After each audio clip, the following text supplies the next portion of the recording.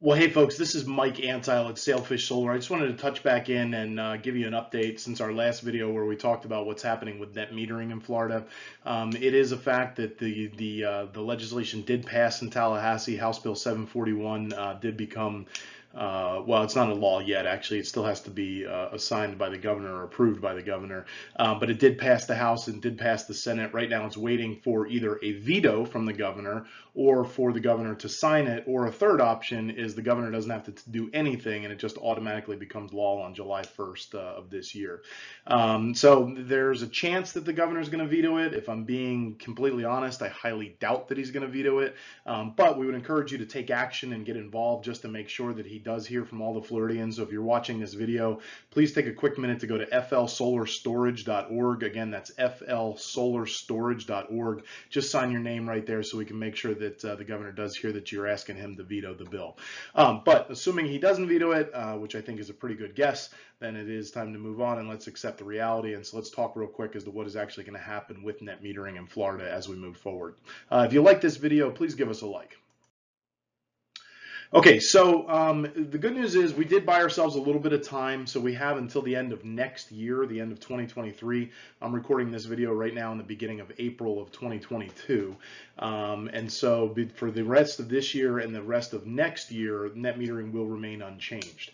Starting in 2024 and 2025, the phase out begins, and that is when they will basically give you 75% of the retail rate for net metering.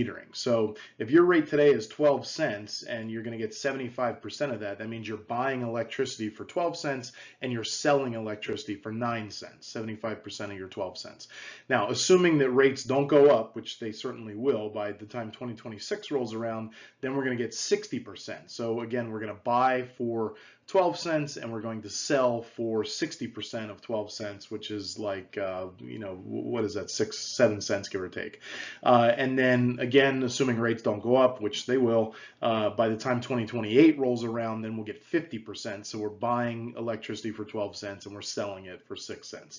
So in a nutshell, that's kind of how the phase out works. That's the ramp down. But we are being a little bit optimistic here, and we're assuming that the poison pill that the utilities inserted into the bill doesn't come into effect, and I think that that is going to happen probably sooner rather than later. So even though this phase out seems like a nice little runway or pathway, the reality is if the industry hits a 1% annual growth in any given year, it gives the utilities the ability to go to the Public Service Commission and ask them to kind of rewrite this whole thing. So the only thing, and that, or 6.5% aggregate, and that also includes commercial projects.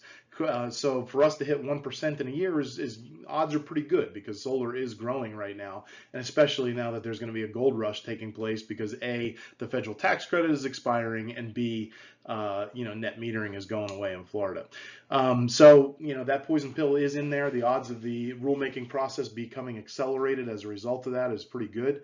The good news is if you are in and you are a customer who has solar, you are grandfathered in at the rate structure that you entered into the year that you bought your system.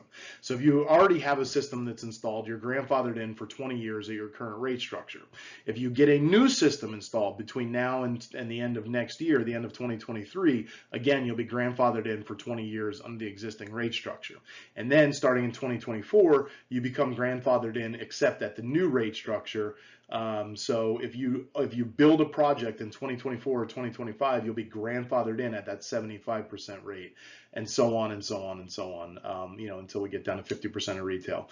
And then of course, I always get a kick out of this, but it's just fun to point out that the utilities, of course, their lost revenue is still built in here. And so basically what they're saying is they go out and they calculate how much revenue they're expecting between now and the end of 2023, and then the revenue that's less than that can be attributed to solar, which in and of itself is a questionable calculation, but the amount that's less than that, the utilities get to go out and tax their ratepayers for the revenue that they lost as a result of as a result of solar installations. Mind you, these are the same utility companies who spent the past 4 months in Tallahassee talking about how concerned they are about low-income ratepayers, and now they're literally taxing their ratepayers for their own lost revenue.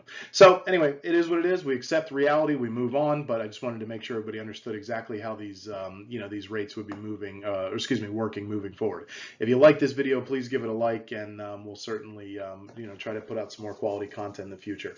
Okay, one more thing. I just wanted to let you know that we are in the business of giving solar estimates and doing solar installations. So if you are anywhere in the state of Florida and you'd like to see how much solar would cost on your house, please look us up online, and you can fill out one of our forms online. We'd be happy to talk with you about the feasibility of solar on your property. Okay, guys, thanks so much for stopping by. We'll look forward to talking to you again in the future. And hey, don't worry, this is not the end of the world. Net metering, first of all, we've got several more years to deal with the program. Second of all, there are better public policies that are out there that we can start thinking about. Number one, third-party power purchase agreements. Number two, the ability for a customer to actually just get off the grid and not have to be forced to have a utility connection. And there's several other good public policy measures that are out there in the world right now. Those two just happen to have some legs. But let's keep talking. Make sure you follow us for more quality content like this, and we will look forward to talking to you again in the future. Fear not, the future of solar is bright in Florida. We're just going to get over this speed bump and keep on moving. All right, thanks for stopping by.